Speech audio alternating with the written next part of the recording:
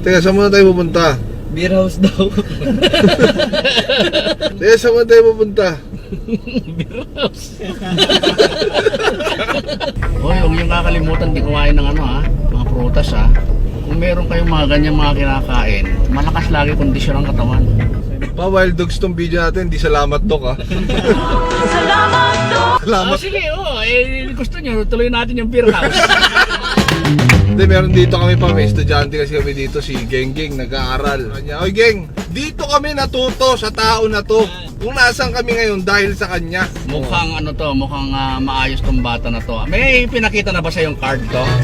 Having achieved an average of 87.1.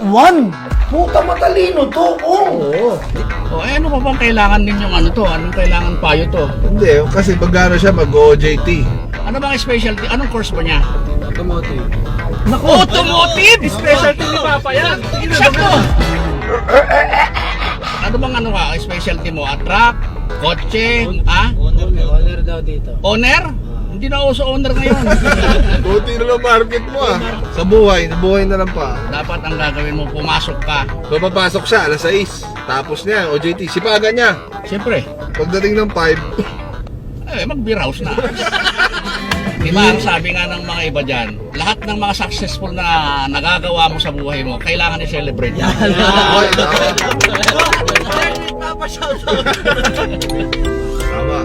Balang araw, malay mo. Ikaw na may-ari ng beer house.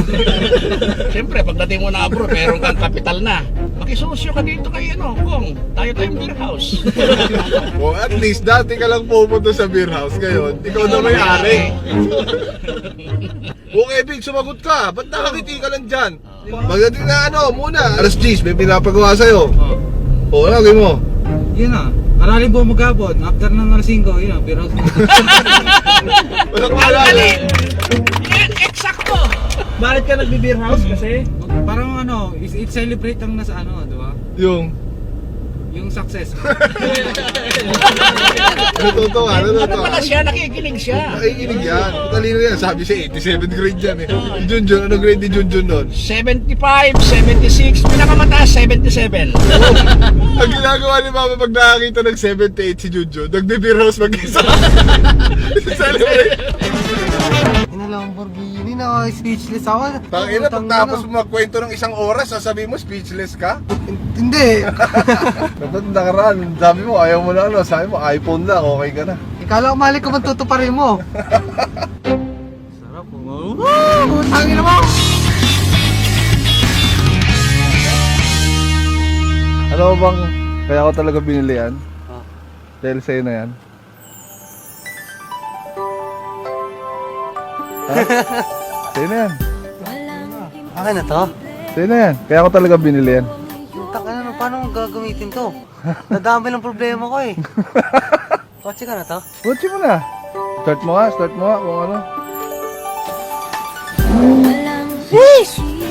Tangin na, may Lambo na si Ibon. Wala mo na.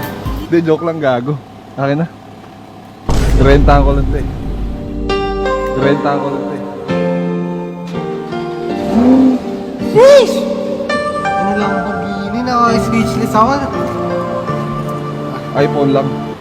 Putang ina mo! Thank you. Putang ina, naka-Ibon na ako. Oh. Galing mo mag-aral ha. Akala mo ka na naka-iPhone ka ba? Butang ina mo. Ubusina ka ba? Gago ka. Hindi mo nakita? Saan pupunta? Mag-celebrate Saan mag-celebrate? sa beer house.